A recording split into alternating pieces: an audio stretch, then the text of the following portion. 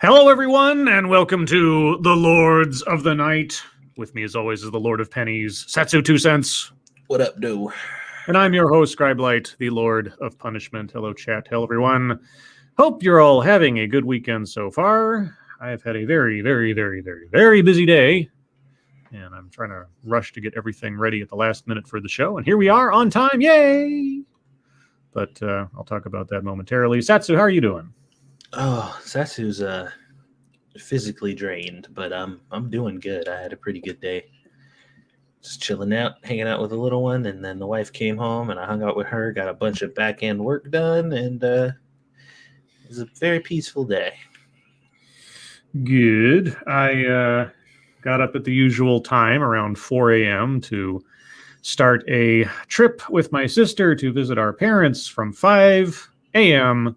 and got home just after 5 p.m. It was a whirlwind 12-hour journey, but with a lot of driving on bookending either side of it. But in the middle, I got to visit with my folks and hang out and get lots of hugs and had good food and all types of stuff. So it was nice, but just very, very tired right now. So if I seem a little loopy during the course of the show, that's probably why, or at least more loopy than usual. Lords of the Lost tonight, guys. Yeah, I'm my own worst witness when it comes to telling how loopy I am on a regular basis. But all that aside, yeah. So if I'm scattered, that's why. That's my excuse, and nobody can tell me otherwise. Monkey Dick, Jim Jones, movies, video games. Hit that like button if you have not already. And many of you haven't. I don't know why, but I don't know. You don't like us anymore. I can't tell. And please share our stuff. Share it far, wide, sideways, and otherwise. If there is a content creator out there that you appreciate, whether it's us or anybody else, be sure to like their stuff, share their stuff, because you guys are our best algorithm as compared to YouTube, which doesn't really care. Anything else to discuss before we get into the schnuzz? Nothing that comes to mind. All right. And on the off chance there are any new viewers / subscribers to my channel from the last couple of days of various shout outs and endorsements from people, which I'm very appreciative of. Hello, welcome. Hope you enjoy the show. That's about as far as my brain can take me at present. So, with that being said, let's get wrong. No. I know, it's reflexive that I start doing that, but I know it's terrible, so let's not. Anyway, hey, there was a plane crash. Or kind of a plane crash. Sort of a plane crash. United Airlines flight suffers engine failure, sending debris falling on neighborhoods outside Denver. And the first time I saw this picture, I thought, this is how Donnie Darko began, sort of. But we won't get into that's some deep cut movie lore there. Thank you, this is Kyle. Hello, chat people in Lawton. Hello, Kyle. What up, Del? A United Airlines flight was forced to return to Denver International Airport Saturday after it suffered an engine failure shortly after takeoff, sending aircraft debris raining down on soccer fields, homes, and yards in a Denver suburb. United Flight 328 returned to the airport around 1:30 p.m. after suffering an engine issue. An airport spokesperson told CNN the flight had been bound for Honolulu. The Federal Aviation Administration confirmed in a statement that a Boeing 777-200 safely returned to the Denver International Airport after, quote, experiencing a right engine failure shortly after takeoff. The FAA is aware of reports of debris in the vicinity of the airplane's flight path, the statement said. The flight returned about 20 minutes after the police department in Broomfield, Colorado, said via Twitter that it had received reports that an airplane flying over the Denver suburb had engine trouble and had, quote, dropped debris in several neighborhoods around 1:08 p.m. No injuries reported at this time, according to the tweet. I hope that remains true. Additional tweets from police said debris landed in Commons Park and the Northmore and Redleaf neighborhoods of Broomfield. The city is about 25 miles north of Denver and 30 miles east of Denver International Airport. Images from Charlie Sheen? No. Images from the scene showed large pieces of debris lying in the front yards of homes and a soccer field at a local park. CNN affiliate KCNC shared photos showing the smashed cabin of a resident's pickup truck. Another CNN affiliate, KMGH, shared photos of a hole in the roof of a local home. Let's see. Just checking real quick to see if there's anything about... All right. It doesn't seem like anybody's been injured. No one died. thankfully, which is amazing given the randomness of large metal debris falling from the sky into a residential neighborhood. So a lot of people will be filing lawsuits against United Airlines for their damages. And how that plane got off the ground with that much at stake in its engine not being checked or otherwise will be another major investigation. But all right. Well, like I say, at the end of the day, as long as nobody was hurt, the worst is avoided. But so that happened. Well, their bank accounts are about to sustain some injury, so yeah, that's true too. Yeah. And someone or some ones are about to lose their jobs for not checking everything out before the plane went up.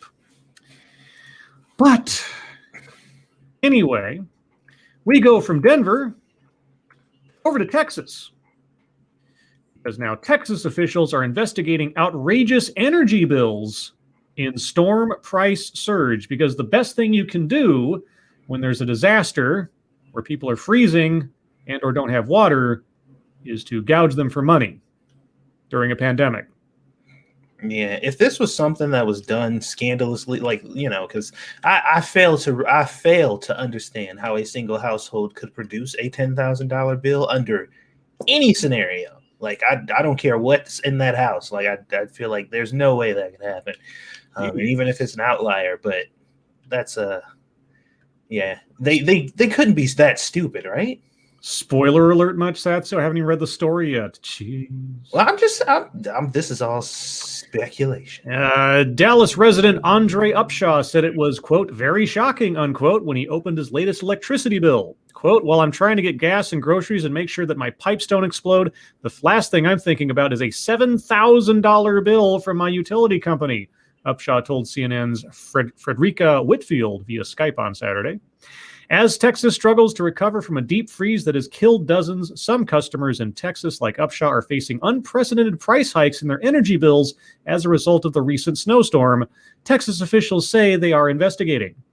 Texas's utility regulator, Public Utility Commission of Texas, or PUCT, said Saturday that it is investigating, quote, the factors that combined with the devastating winter weather to disrupt the flow of power to millions of Texas homes, unquote. I don't think that's the major concern at present. Well, it is, but it isn't. It's also giving customers a way to use an emergency provider in the event their current provider is not available, but it's likely that this program doesn't apply to people who voluntarily change their electricity company. CNN reached out to PUCT for clarification, but did not immediately hear back. Texas Governor Greg Abbott is convening an emergency meeting to look into the situation, he said in a statement. Quote, it is unacceptable for Texans who suffered through days in the freezing cold without electricity or heat to now be hit with skyrocketing energy costs. To protect families, I'm actively working with the Lieutenant Governor, the Speaker of the House, and members of the legislature to develop solutions to ensure that Texans are not on the hook for unreasonable spikes in their energy bills. Well, okay, because there's some people in the chat saying that they earn those cost and something, and maybe, obviously there's probably something that we don't know or not connecting the dots. What I'm curious as to what it is they could have been doing to hike their bill up that high. Because, dude, I got a computer, I got like 30 things plugged in all the time. I got the TV in the living room, and lights and shit are constantly on in my house. I've been living on my own for years. I've never seen a light bill get over like $200. And that's just my own anecdotal experience, let alone in the thousands. So I'm just like, what could they have done? I don't know. Hey, Tailed Features in the chat. Tailed, if you want to come on the show, check your DMs. Let's see. Upshaw told CNN he attempted to switch from Griddy. Oh, sorry, I skipped his next sentence. One energy company called Griddy suggested that their customers look for another provider if the prices were too high. Let's see. Upshaw told CNN he attempted to switch from Griddy to another electric provider, but the new company kept pushing back his start date. Griddy charges customers at a market rate that varies depending on current power prices. Its website says that customers, quote, pay exactly the price we buy electricity at, unquote. But with the winter storm wreaking havoc on Texas's power grid, Griddy's pricing shot up. In Texas, customers can choose to pay for a fixed plan instead, and Griddy began to encourage them to do so in a statement on Monday. While we value our customers, we want what is best for their wallet and family even more than don't charge them exorbitant fees. What if you want what's best for them? Why? Okay. And family even more, even if that means helping them switch away to our competitors, the company said. On Thursday, Gritty said that it is seeking relief from Texas utility regulators and is, quote, committed to crediting customers for any relief dollar for dollar, unquote. I don't understand. For the time being, Upshaw, the Dallas resident, has switched his credit card on file with Gritty to one that has been maxed out to ensure he can't be charged for more. Yet even as he has been conserving power, his bill continued to rise, he said. How do you get to $7,000, though? I mean, not the customer, just how do they calculate that? Well, I mean, like they said, like based on the extreme situations, the prices go up, and as a result, the people signed up for it have to pay more. But god damn, dude, really? That's kind of crazy. Let's see. Neighbors and friends who have accounts with Gritty told Upshot that the charges, quote, knocked out their entire checking account, went into their savings account. They can't pay their rent, unquote. Quote, we have friends who are without power for 48 hours who came over to my house, and I said, I mean, we're paying for this electricity. Might as well have other people use it, said Upshaw, adding that he's thankful he's alive and healthy. In a statement released Friday, the Railroad Commission of Texas, is working to keep natural gas flowing into the state in an effort to, quote, avoid situations where customers may get unusually high bills in the coming weeks. The state agency says that it is working with energy producers, pipeline operators, and electric regulators to provide the support they need for natural gas deliveries.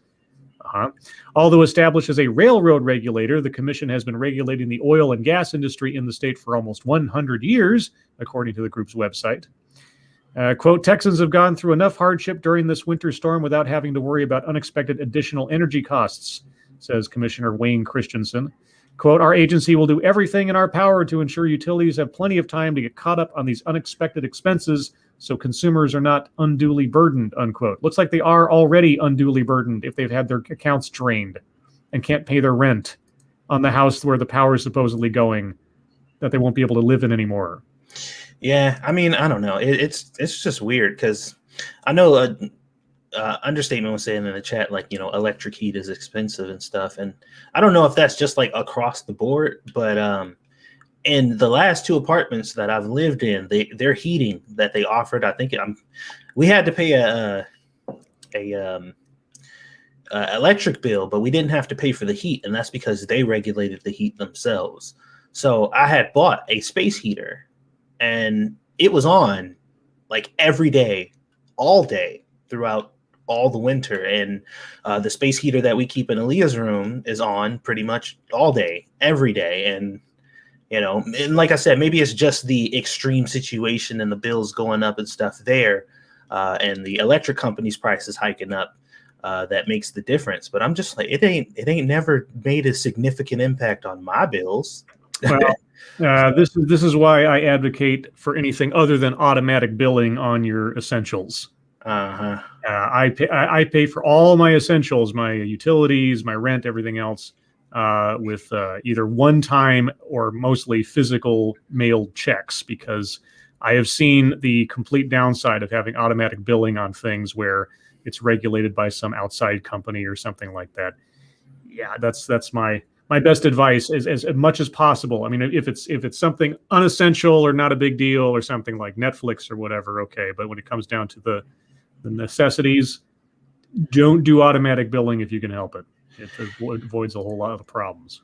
So my thing is, like, in the case that something like this happened, because obviously there was no like game plan if something like this happened, because they're like, it's Texas, nothing like this will ever happen, but it did, and here we are.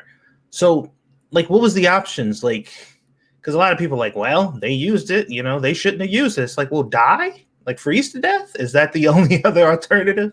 If you can't get warm and that's the only way to do it, then I mean, like, well, they should have chose death. It's like, I don't think any rational person would have done that, because I know how cold it can get in a situation like that, especially if you have no access to heat whatsoever. So I don't know, man. I feel like somebody somewhere should have at least left this on the table as, like, you know, it's probably slim, but just in case something like this happens, we might might want to have something in place, maybe. Well, there should have been some mechanism in place to say that in a statewide crisis like this, if this was to happen, that prices should be frozen for the duration of the crisis, so that you don't have this kind of thing happen. But like you say, there's never any precedent for something like this happening, so the electric company didn't have to do that. So maybe this will lead to some kind of new legislation or something. But either way, I have a feeling that guy is not going to end up paying $7,000 for his power. I have a feeling. And Twisted Skipster, don't get me wrong. Like, obviously, if you use more heat than you used to, your bills are going to go up. It's not the fact that happened. It's how much. You know what I mean? It's the scale in which that happened. If you're getting like a $70 bill every month, and in this little period of time, you're just like, okay, well, I'm just going to keep this on now for like 24 more hours out of the week, and they're like, yeah, that fucking quadrupled, fucking multiplied your bill by 1,000. You're like, oh, that shouldn't happen. Tailed feature, welcome to the show. Veskarma carriage. Veskarma. How's it going? I was about to say I live on the moon, but I forgot it said something Nagelach. I don't remember. I can't remember either. I've got it phonetically written down somewhere. I'll get that. Anyway, how are you, my friend Tailed feature? I'm all right. Yeah, I'm quite tired because it's 2:16 in the morning. But I was surprised to see you in chat. If you would rather go to bed, by all means. But I'm happy to have you on at least for a minute or two. Yeah, I'll stay for a while. And also, hi Satsu. What up, Dell? Tailed, you are our first guest since we went duo on the show. Oh, well, I am honored to have that privilege. Yes. Even though I am messing up your little graphic thing here. Oh, it's fine. I mean, you and I are just bookending Satsu now, that's all. Wow. Yeah, sounds about right. We're tag teaming him. That's ew. No, this isn't that kind of show. At least not on the air. But for those out there who have no idea who you are or what you do, Tailed, who are you and what do you do? Oh, now that's a good question. Who am I and what do I do? Who are you? What do you do? I often wonder that myself. No, I'm a decidedly average political commentator based in Scotland, and I occasionally do music stuff, satirical parody songs, things like that, and also have a Scottish history and general Scottish stuff on my second channel as well. And that's pretty much it. That's who I am, and that's what I do. And if you guys have no idea, look up Tailed Feature and Scottish Feature on YouTube and check out Tailed's content. He does a regular discussion show of the various politics taking place across the United Kingdom and British such Isles. What's that show called, Tailed? It's called Regional Variations. Why, yes, it is. So go check that stuff out. But while we have him here, let's talk about American politics, because, Tailed loves American politics. Yay. That's called Scottish enthusiasm, everyone. Yes. Usually I think it's like screaming running down a hill with a broadsword, but hey, we'll take this. Well, if it wasn't 2:20 in the morning, then that's exactly what I'd be doing. That's right, Daniel screaming with a broadsword. Now I just want to find like a video of something like that happening and just like superimpose your avatar over. Feel free. Yeah, I just might. Biden is racing, if you can imagine such a thing, to a ticking clock to fulfill this campaign promise. Which campaign promise is he racing to fulfill? It's got to be something, like within the first 100 days or the first month? I'm going to guess. Well, it's not going to be student debt, is it? No, not anymore. At least not to the extent people were hoping for. It's not going to be the minimum wage of $15 an hour either. No, maybe the $1,400 check. Doubt it. The stimulus as a whole. Yeah, the stimulus as a whole, or inoculations. Some inoculations milestone or something. Okay, well, there's our guesses. Let's see what it actually is. When Massachusetts Governor Michael Dukakis ran for president against George H.W. Bush in 1988, he made competence one of his major campaign themes. Instead of claiming to be a visionary politician or a champion of liberalism, Dukakis highlighted his technocratic managerial expertise. Quote, "This election isn't about ideology," Dukakis argued. "It's about competence. It's not about meaningless labels. It's about American values, old-fashioned values like accountability and responsibility and respect for the truth," unquote. The appeal didn't work. More voters were drawn to Vice President Bush, whose campaign manager Lee Atwater, yes, if you guys don't know about Lee Atwater, look up a documentary called Boogeyman. Lee Atwater was an amazingly evil character. He was Karl Rove's mentor, along with consultant Roger Ailes of eventually Fox News, put together a blistering strategy that smeared Dukakis and rallied Americans around an unabashed patriotism. While Dukakis promised competence, Bush painted him as a radical, quote, card-carrying member of the ACLU. Yeah, because, civil liberties are terrible. Who would allow Americans to burn flags and let dangerous criminals out of prison. The famous Willie Horton ad. After Donald Trump's chaotic presidency and the emergence of COVID-19, competence might carry more weight among Americans in 2021 than it did in 1988. Unfortunately. So if that were the case, why is Joe Biden president? President Joe Biden faces immense challenges as his term gets underway. Trying to end the pandemic will not be easy, all by himself. It's not a worldwide effort or anything. All by himself. And the vaccine rollout has been hamstrung by insufficient supplies. There has been considerable confusion over the plan to reopen schools, and the administration's contradictory statements on the issue have already drawn criticism. Haven't they, though? Millions of Americans are still out of work, and the U.S.'s global standing has taken a hit over the last 4 years. Yeah, we haven't started any wars. We kind of kept, our economy was going gangbusters until, the pandemic hit. Yeah, we are standing, man. This week, devastating storms left millions in Texas without heat, electricity, and water as the state's power grid seems to be holding on by a thread. The president declared a major disaster and ordered federal assistance, but what comes next will be key. The way Biden governs on these and other issues will matter a great deal to his political standing. You don't say. Really? Well, how he governs will matter a great deal to his political. What? Well, I think what they should have said is should matter a great deal. But if the media disagrees, then it won't. So guess we'll find out.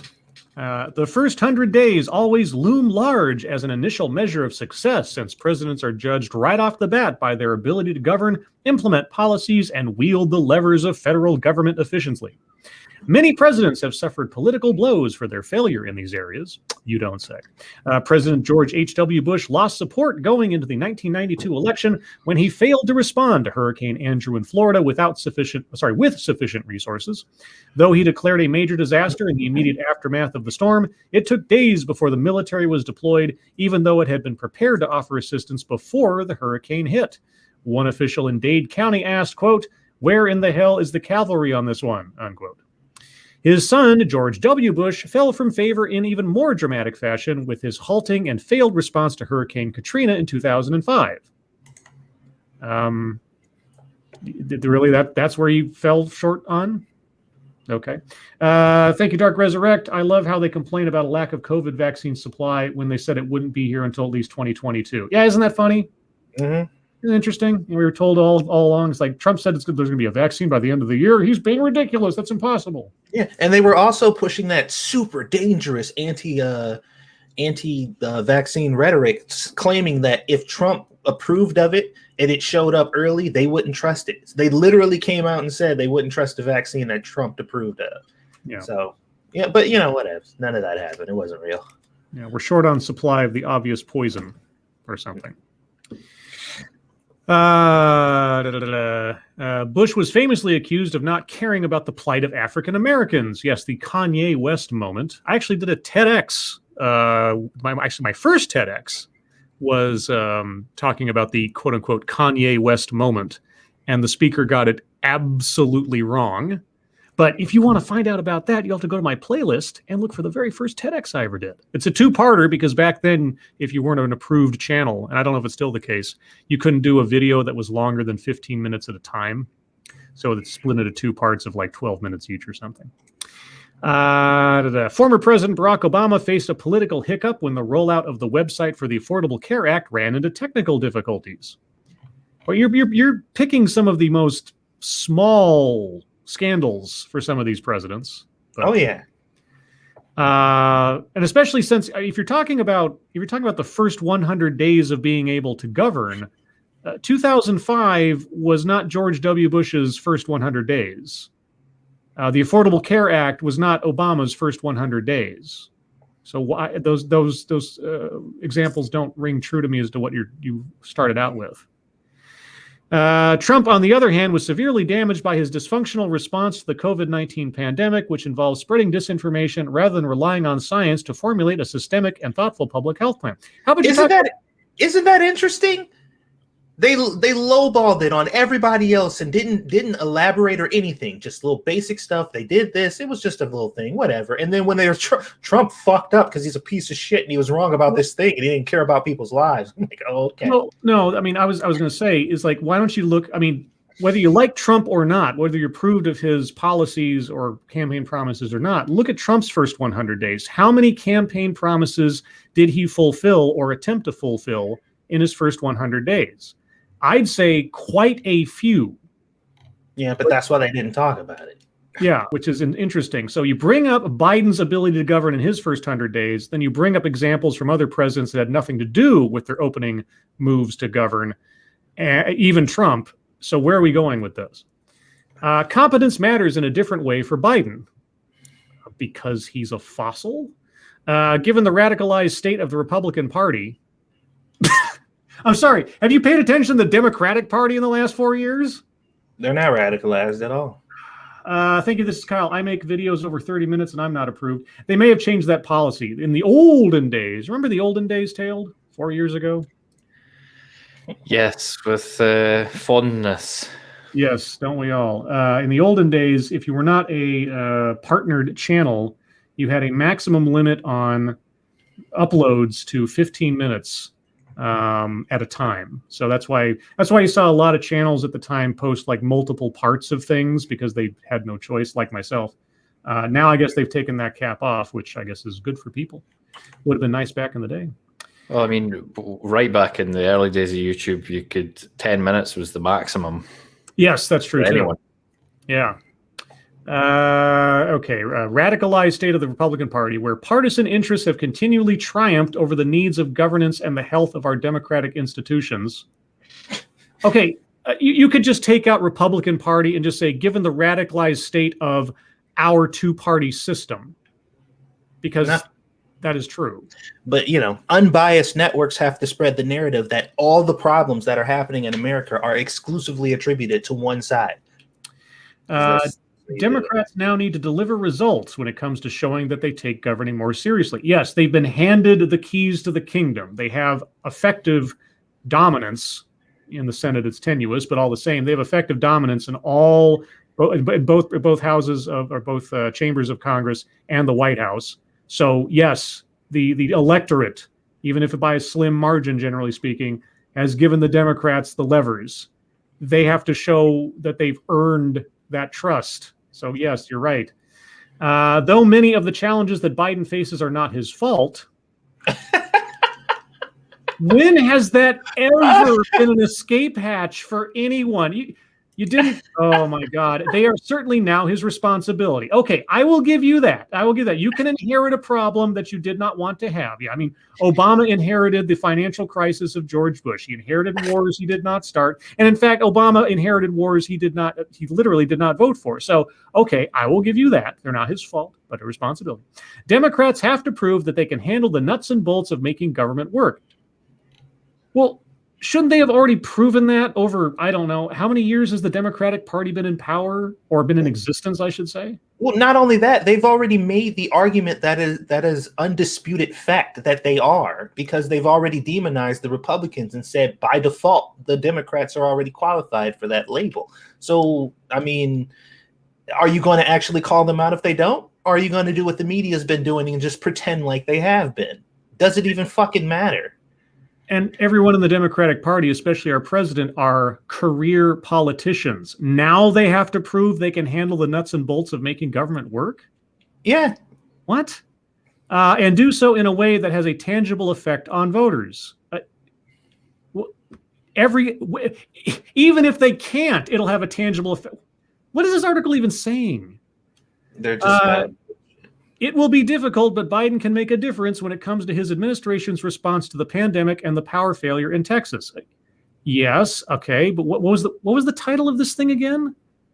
He is raising a ticking clock to fulfill this campaign promise. Which one are we talking about? Yeah, we still ain't even gotten to that.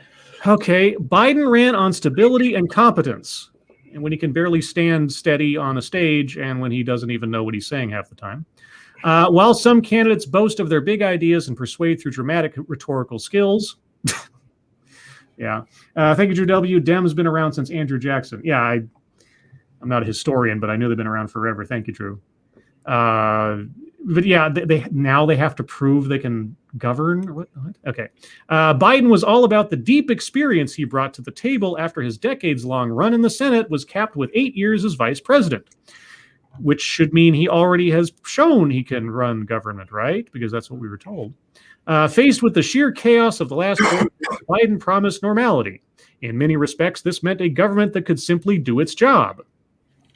Biden campaigned on his ability to handle crises in rational and effective ways. For Biden to fulfill his promises, few things loom as large as his skill in governance. But being the president is nothing but governance. What? Am I missing something here? I feel like I'm being talked to like I'm a child. We are reading CNN, correct? I know. Children's News Network.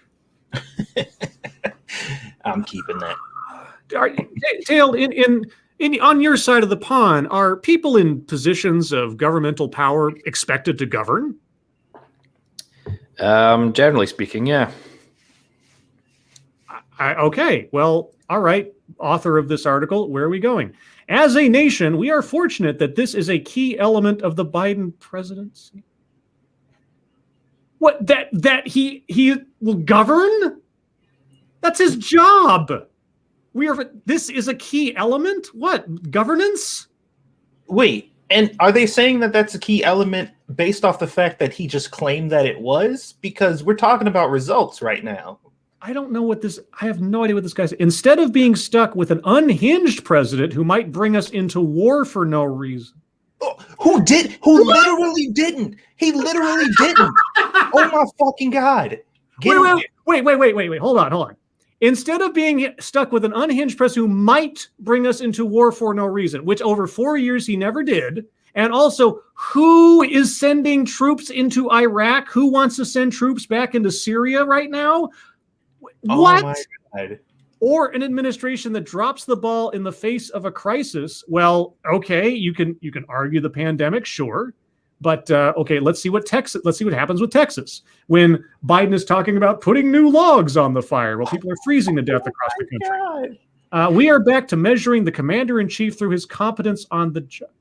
We are back? Name me a presidential administration that has not been judged on its competence on fulfilling its job requirements. Back to? The last 4 years wasn't a constant criticism of how the administration was doing its job? Well, no, they might be onto something there because they weren't measuring Trump on his competence. They were literally just saying everything he does is bad, regardless of what he does, because we hate him. We are back to measuring the commander-in-chief through his competence on the... Yeah, they are back to actually measuring what the president actually does now, because they did not do that during the Trump administration. They literally didn't. They were just like, we hate him. So no matter what he does, competent or not, it's all bad. And we need to make it sound bad no matter what. And that's basically how they handled that whole situation. All right. Julian Zelizer. Sorry, go ahead. I was just saying, or just make shit up. Yeah. Well, I mean, either make shit up or just not even. Okay, I'm still waiting for the analysis of whatever campaign promise. Julian Zelizer, CNN political analyst, you're overpaid. You are ridiculously overpaid. Okay. Where did I leave off? Okay, for the nation, this comes as a relief. But tackling these challenges won't be easy. Which challenges? The one where we didn't go into war? The devil is in the details, and right now many devils are staring the president right in the face. Yes, and how has he been doing? Yeah, and the media is fucking standing in front of him with shields up, so who cares? If he can't handle the challenges, the administration could easily open the door to big Republican gains in the 2022 midterm. You know what? Wait a minute. Hold on. You know what? This reminds me of the worst CNN article I ever read way back when. Mm-hmm. As I was reading it, my brain was melting. But Sinatra, who was on the show at the time, he brought up a very good point. This is an article for people who have absolutely no idea how politics works. And I think that might be true here. Like if I had absolutely no concept of how the basics of politics, let alone American politics, operate, maybe this would be the article for me. But as a semi-observant, intelligent individual, this is just gobbledygook nonsense. But I'm taking some serious issue with their focus there, because if Biden fucks up and he doesn't do what he needs to do, there are much more significant consequences that should be looked at and taken into consideration, other than the fact that the evil Republicans might get a little more power back. Yeah, what happened to the tangible effects on the American people? Yeah, what happened to responsibility and taking, none of the consequences would affect Biden himself. Like, they didn't say, oh, Biden would make himself look bad or his reputation would go down. No, if Biden does a bad job, then the Republicans might be able to step in. And it's just like, what?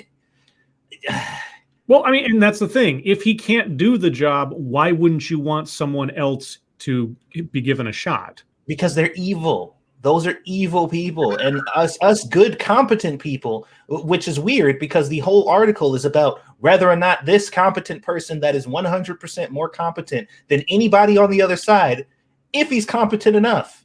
Just like, what the fuck is going on with this article?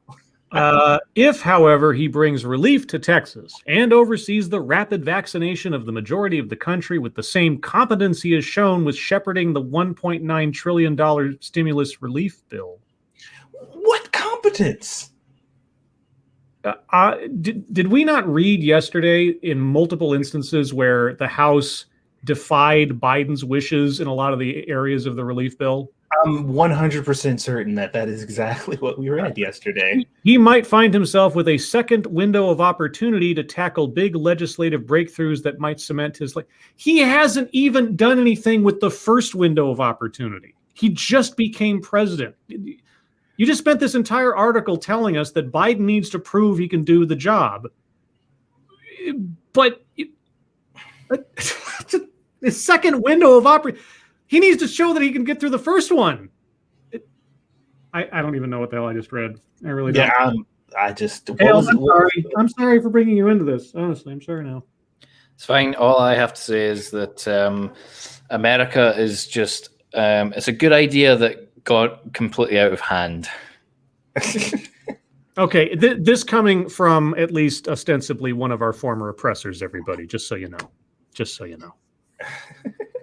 I mean, well, no, technically, actually, no, it wasn't really you. I mean, it was you guys are basically oppressed by Britain too, so never mind. We're brothers in arms. It's fine. Sort of. It's more complicated than that, as always. Yeah, it's always more complicated than that. But it's easier just to blame the English, so. It is, the redcoats. Damn redcoats. Well, with that, I don't have any other news stories, and I don't think I could take any more news stories that I select because I have very bad taste, apparently. So with that, we're going to move on to the wonderful world of MSS News. So everyone, if you have news stories you'd like to submit for us to read on the air, please send them to us via Twitter using the hashtag MSS News.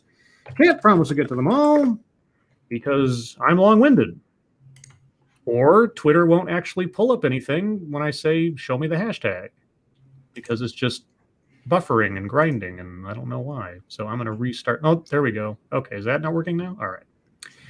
Let's try this. And again, guys, if it starts, if me pulling up these articles starts roboting things, let me know, and I will attempt to cease and desist in doing so I don't cause any more problems. But oh, for God's sakes, I don't want.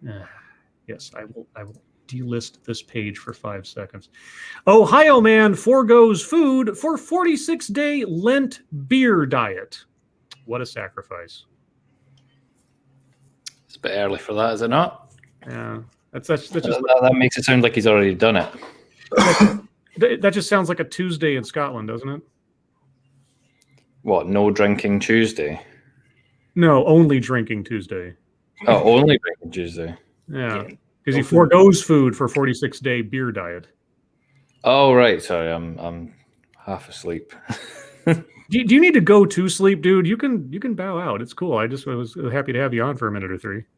I'll stay for a little bit longer, but I'll actually listen this time. I'm trying to put my boot in your ass, but okay, if you want to stick around. An Ohio man is marking the Christian tradition of Lent by giving up solid foods for 46 days and getting the majority of his sustenance from beer.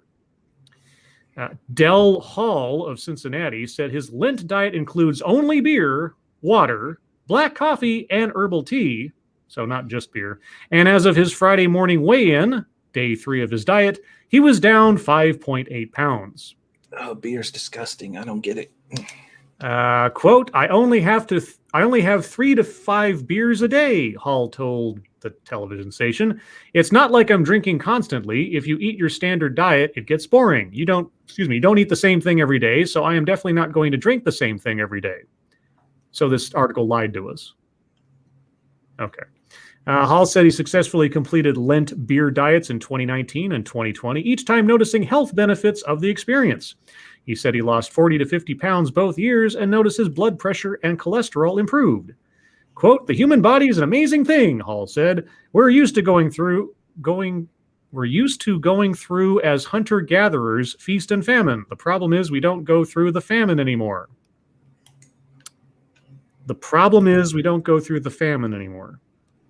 That sounds like a problem that I'd like to keep having. Hall is raising money through a crowdfunding initiative dubbed Sergeant Dell's Virtual Tip Jar.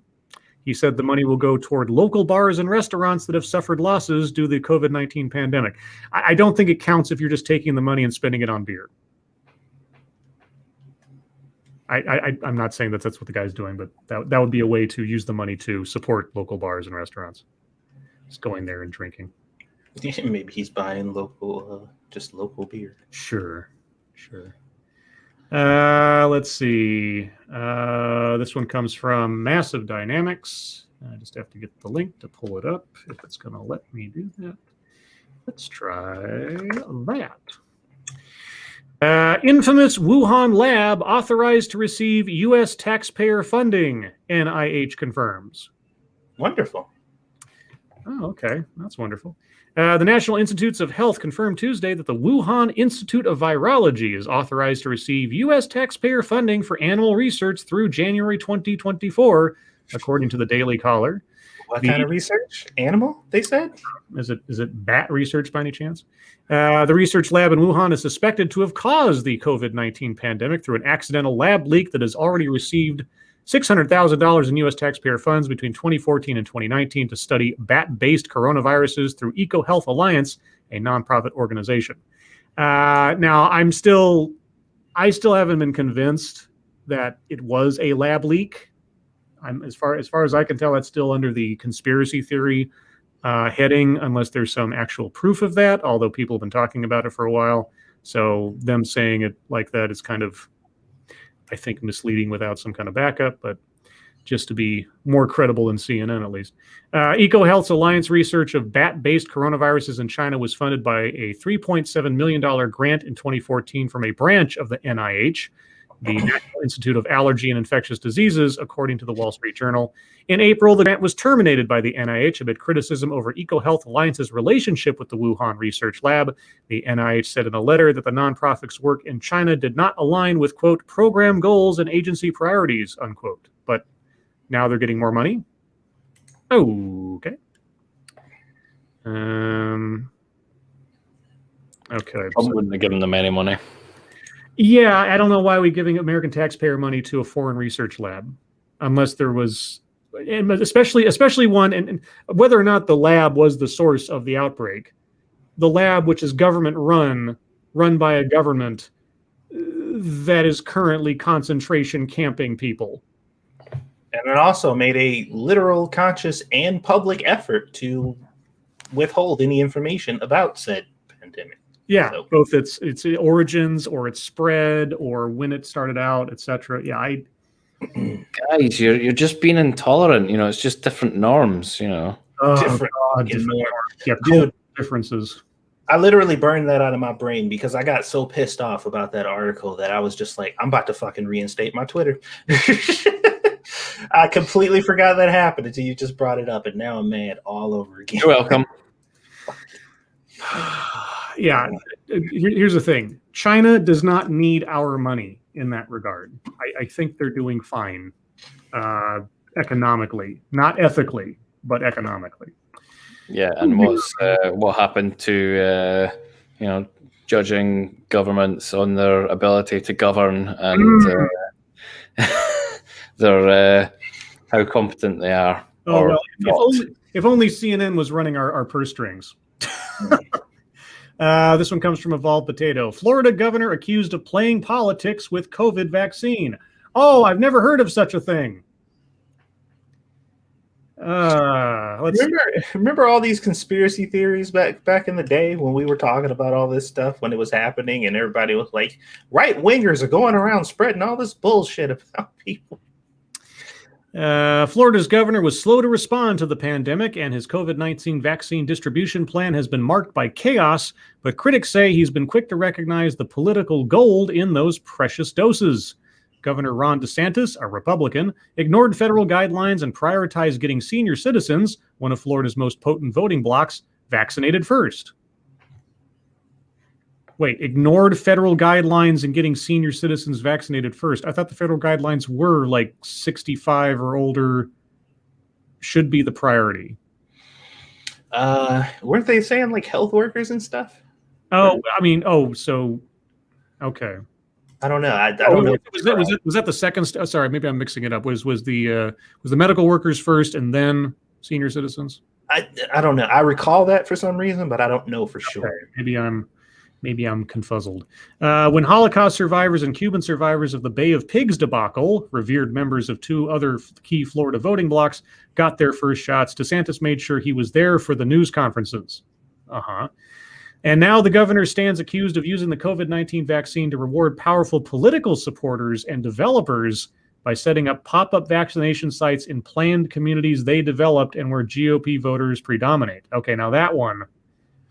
If you want to get the most vulnerable citizens in your state taken care of, given the preponderance of that demographic, I might be able to look past that one. But if you're starting to give it like as gifts to supporters and such, no. Responding to recent criticism from both Republicans and Democrats in Manatee and Charlotte counties, both south of Tampa, where one site was set up last week and another began dispensing doses on Wednesday, DeSantis said local lawmakers should be more grateful. Quote, I'll tell you what, I wouldn't be complaining, the governor said. I'd be thankful that we are able to do it. DeSantis said that his Seniors First strategy zeroes in on retirement communities that are willing to help organize vaccination events, and that Manatee County has trailed other parts of the state in getting needles into the arms of residents ages 65 and older. The governor said that the state had set up similar sites at the Kings Point community in Palm Beach County, Sun City Center in Hillsborough County, and the village's retirement community northwest of Orlando. Quote, if Manatee County doesn't like us doing this, we are totally fine with putting this in counties that want it, he said. You sound a little bit like a schoolyard bully. Just saying that it's not a good look. There was no response from the DeSantis administration when NBC News reached out for comment, but on Thursday, the governor was in Largo in Pinellas County at another hurriedly arranged pop-up vaccination operation. Thank you, Drew W. Those supporters are also 65 plus. This is a hit piece. They are. I guess they are making it relatively ambiguous, but if they're talking about like, because there was the stories about the hospitals, I think it was in Oregon or Washington or something, that were sending out vaccination invitations specifically to donors to the hospital, regardless of their age. Mm-hmm. That kind of ridiculous luxury preference. Yeah, that goes past the mark. I'm still. So give us an example of just a supporter, like some Joe Random, Florida millionaire who's 32 years old is getting a vaccine. Let's see. There, DeSantis boasted about vaccinating the 2 millionth senior citizen in Florida, a 94-year-old Korean war veteran named Vern Cummings, whose vaccination was broadcast live on Fox News. Earlier, U.S. Representative Debbie Wasserman Schultz. Debbie Wasserman Schultz. Why do I remember that name? Oh, I can't. It's just some kind of scandal at the Democratic convention a couple of years ago. Gosh, I can't remember what that was. A South Florida Democrat blasted DeSantis for threatening Manatee County. Oh yeah, the lady who was like arranging for Bernie Sanders to be completely torpedoed by the Democratic Party and put Hillary as a preference. That Debbie Wasserman Schultz. What? That didn't happen. Whose secret emails ended up being revealed and showed that they were lining things up against Bernie and for Hillary. Yeah, that Debbie Wasserman Schultz. Quote, to threaten that he would pull vaccine if people don't like the way the distribution system is working is vile and shows the callous indifference he has had and how the vaccine has been handled, she said on Wednesday. I will agree that his bedside manner doesn't help his cause. I'm still not sure I necessarily disagree if he's putting the vaccine into the most vulnerable people necessarily, but saying he's just going to you don't like it, we're going to take it away. It's still vaccine. It's still medicine. Yeah, it's not a good look at the very least. I mean, so the senior citizens of Manatee County just are out of luck because the county managers are taking exception. That's not. But there is little to stop DeSantis from distributing the vaccines any way he wants. Yes, because it's guidelines and recommendations, but ultimately it is up to the states because there is that separation. In December, the Federal Centers for Disease Control and Prevention released recommendations on who should be getting vaccine first, but the Trump administration essentially left the distribution of those doses up to the governors. Yes, and they still blame Trump for everything, even though that was a fact that all the news networks were aware of. Well, and it's still up to the governors because Biden hasn't changed that.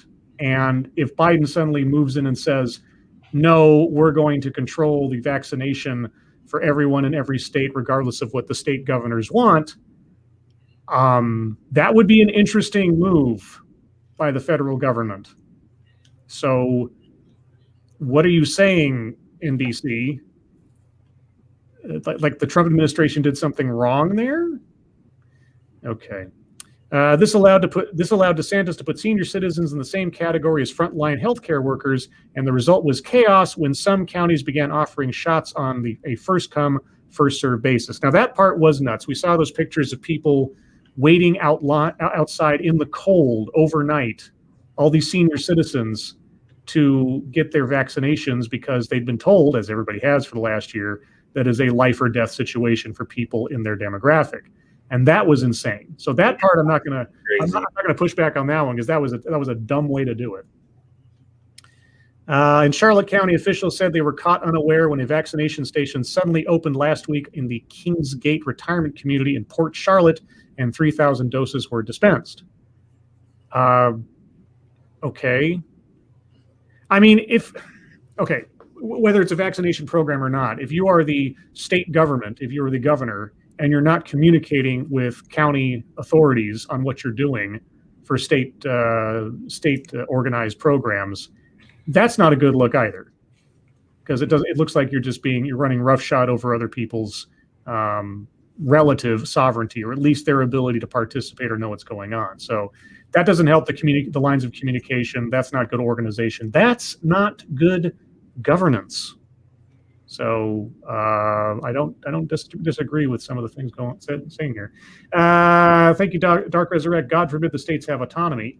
Well, that's the thing. I mean, I don't know what the criticism there regarding Trump allowing the states to ultimately decide what to do is, because if that's some criticism of Trump's policy, are they advocating for a whole federal controlled vaccination program?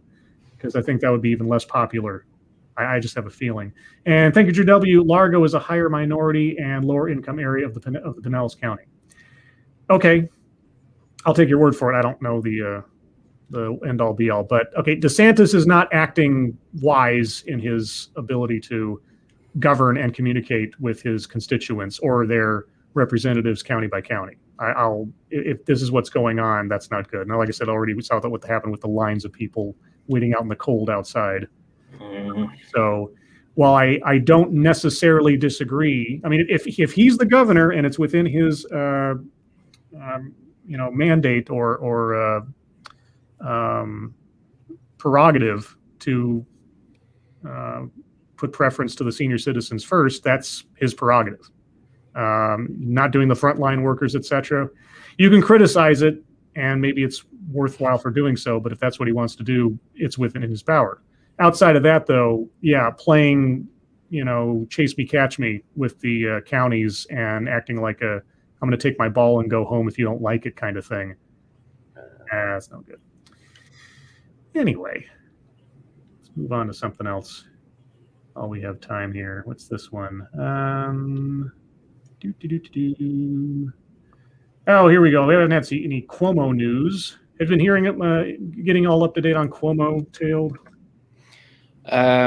Bits and pieces, like you let loads of people die, but that's about it. Yeah. So for those, I'm going to give you a very high. For those of you that don't know, I'm going to give a very high level rundown. So all over last year, Andrew Cuomo was being sort of extolled for being this master of how to handle a pandemic with his daily updates and all the information he was giving out, and the media was just lauding him for being what Trump should be, and on and on and on, and always going to be a presidential candidate, and he was the greatest thing since sliced bread. Even though there was plenty of information from May through August last year that his decision to restrict taking people who might be infected with COVID and keeping them in senior citizens' homes and nursing homes was effectively killing a bunch of old people, which it did. And then when it came down to the numbers of how many people were dying in nursing homes, they played a little bit of sleight of hand. They separated the numbers of people who were actually dying in nursing homes from people who were transported from nursing homes to hospitals where they later died. So if you didn't actually die on the grounds of the nursing home, they didn't count your death as being a death resulting from nursing home infection. And then within just the last week or two, amazingly, this was found out, even though there was plenty of clues to lead anybody who was a journalist to that for months now. And then one of his direct aides confessed to this to Democratic lawmakers in the state, saying that they specifically kept the information from the lawmakers to not put them into a difficult political position, and because they didn't want to feed a Department of Justice investigation. So what might have been considered some sort of rampant, chaotic conspiracy theory is no longer one, because the very people involved have effectively confessed to it in recording. And now it's been alleged by several people that several local lawmakers have been directly threatened by Cuomo himself not to speak about what they know of the whole shebang on fear of their careers will be destroyed. Right, okay. That's quite interesting, because there's a lot of parallels with sort of the handling of the outbreak in nursing homes in Scotland as well, because the SNP supporters over here were saying, "Oh, Nicola Sturgeon's doing a great job. This is the type of leader that Boris Johnson should be," and kind of stuff. And then, yeah, it turns out that she was, and the fact that the line is always, or if you flout the lockdown rules and everything, you're just killing people's grandparents and all that, when actually it was them. Yeah. They were the one that was killing grandparents in nursing homes. So that was a bit of a scandal that we went through as well. So yeah, the media. Yeah, the media propped this guy up as the foil to Donald Trump to show what a real leader should do. Kill all the old people. Yeah, kill all the old people and lie to not only the public but to state officials about what was actually going on. And then after the fact, acting like some kind of mob boss, like you're going to break some kneecaps or something if you don't do what I say. Yeah, that apology was so funny where the lady's just like, yeah, we're sorry we put you guys in a bad political position with this. And I'm just like, I don't think that's what they're concerned about. Yeah, I don't think regular compassionate human beings would be concerned about that. Albany, New York, trying to quell a growing outcry over the state's handling of nursing homes during the pandemic. Again, information that was available in May and August last year from AP stories and elsewise that if only the rest of the major media institutions had taken a look at for 3 seconds, might have led them to the conclusion. But we couldn't possibly do that before the election, make Cuomo look bad and Trump look not as bad. Well, you're also giving the journalists too much credit because they don't actually look into anything. No. I mean, they couldn't even find out for themselves that Chun-Li isn't actually in the Mortal Kombat universe. Yeah, we did that the other night. What was the hashtag you came up with, Satsu? Was it hashtag missing from MK? Yeah, so there's a whole bunch of posts we did missing from MK. It's like, why isn't Nemesis from Resident Evil in Mortal Kombat? Why is SpongeBob in Mortal Kombat? Hey, given the fact they put the Terminator Rambo in there, I think they should find a way to put Chun-Li in it now, just as a gag. Or somebody makes a mod or something to put Chun-Li in there. It's got to be. Come on. What now? Highlander. Oh, if they got Christopher Lambert to do Raiden, they can certainly get him in there to do Highlander. Yeah, get Beowulf. What his name is. Thank you, Dark Resurrect. It was coined on Monkey in the Morning as the Great Mima Massacre. Oh, ooh. Nice. Let's see. Trying to quell growing outcry over the state's handling of nursing homes during the pandemic, Governor Andrew Cuomo on Friday launched into a 90-minute defense of his actions. Uh-oh. Did you have a lawyer present, Andrew? While lashing out at critics, he said we're operating in a, quote, toxic political environment, unquote. Okay. Cuomo said he understood the outrage over his months-long undercounting of deaths in those facilities, but insisted no state policy contributed to that toll.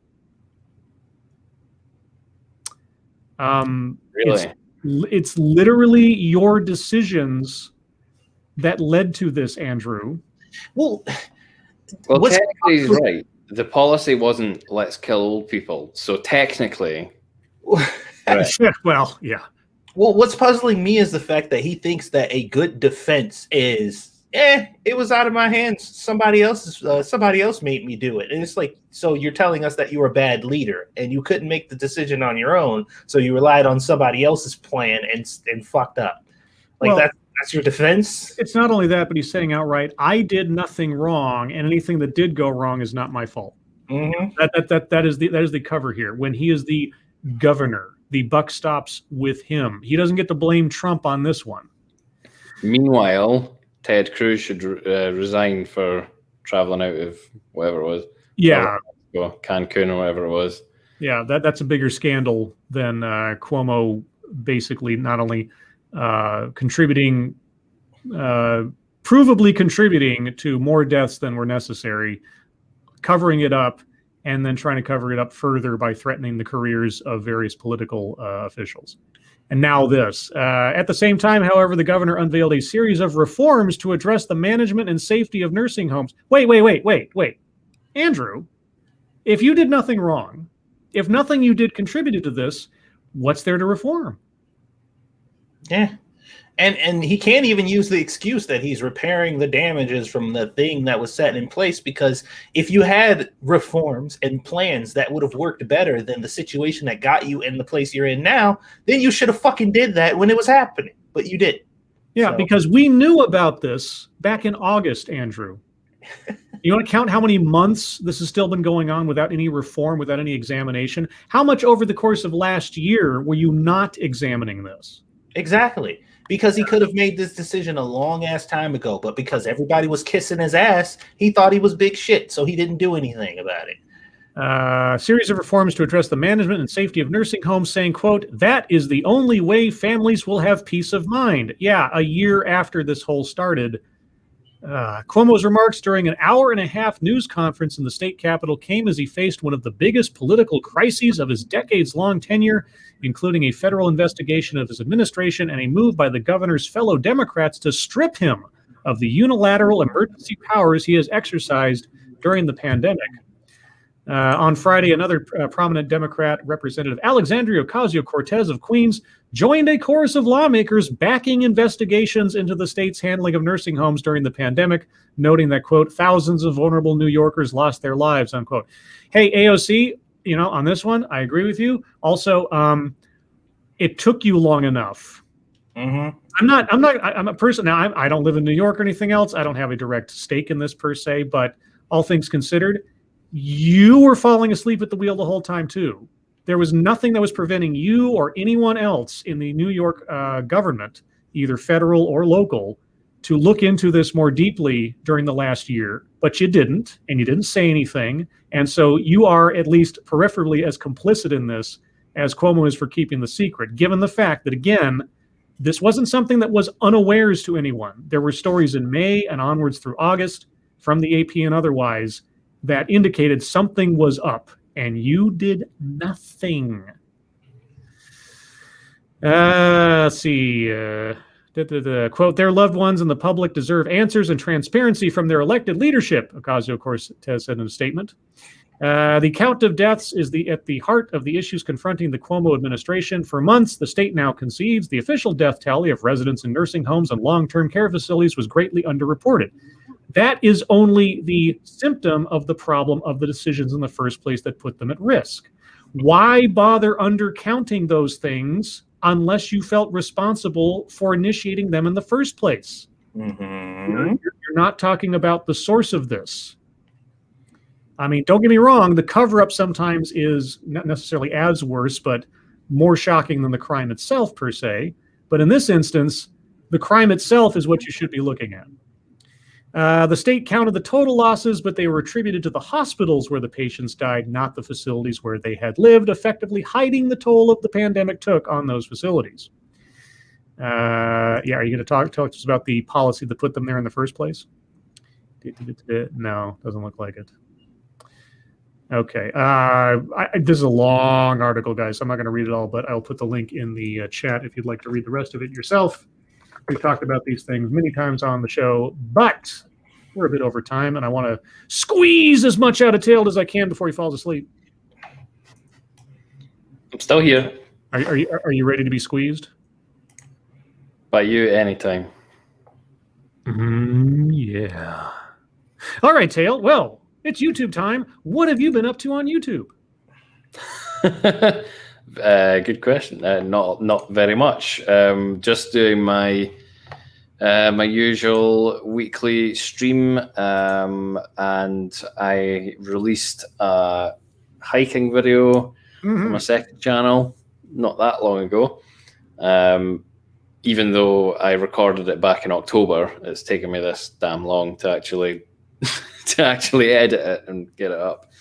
But that's really it at the moment. I've actually just started a job, so that's been taking up quite a lot of my time at the moment. So, yeah, I'll have to go back, and I'll have something else out on my second channel over the next couple of weeks. I imagine, if I can get my finger out. It's kind of odd. So today, when I was spending time with my family, my sister at lunch said, after this is all over with the pandemic and everything, I really want to start traveling. like, I want to go to Scotland and the UK and everything. And she's looking at me, we should go. And I'm like, well, I know someone in Scotland. I know a couple people in the UK. And I told her about your videos on hiking around and going to the castles and the different areas and everything. And she was very interested in that. So might not be this year, but there is at least an intention for my sister, at least, that she and I make some kind of sojourn to your side of the world. So, well, yeah, you're assuming that I'm still living where I'm living. When you come over, there's plenty of room for you in the shelter. Well, we will discuss that as the future evolves. But yep. So we were talking about there's a kind of odd. Indeed. She brought that up today, and I was like, yeah. All right. Well, and also to kind of compress time a little bit. Do you have any internet fucketry you'd like to bring up while you're here? Any fucketry? Fucketry, yes. See if anything sort of springs to mind. Not really. There's just so much fucketry. I mean, how do you narrow it down? I suppose the UK Home Office, they released a video this week, which I don't know if you guys had it, but we had a sort of an anti-piracy ad that was at the beginning of every DVD that you bought. Yes, yeah, it was a cheesy thing back in the 90s and everything, yeah. Yeah, so in the late 90s, early 2000s, and it was, you wouldn't steal a handbag. You wouldn't, you wouldn't download a car. Yeah, exactly. Yeah. That sort of meme. Well, it looks like that because it's got the same font with the shaky writing and everything. And it was like meeting up with your friends is against the law. Wow. Yeah, it was pretty crazy. It was quite scary, really. Especially because it's not against the law. There is no law saying that you can't meet up with people. Because it's government guidance, but they're framing it as law, and then they are arresting people for illegal gatherings and things because they basically said, yeah, it's just guidance, but then also gave the police these sort of emergency COVID powers, which means that they can fly now. No, that's not not that kind of power. They can basically just knock on your door and say, we have good reason to believe that you're holding an illegal gathering on this property, and they can barge in without a warrant. And if you try to resist, they'll arrest you. So yeah, it's that's the level of fucketry we're at in the UK.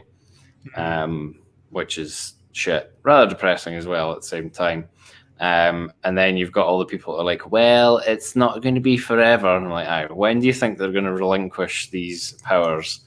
And if they do relinquish them, they'll probably just roll them out again at the next opportunity. So, yeah, that's the fucketry that's been annoying me this week anyway.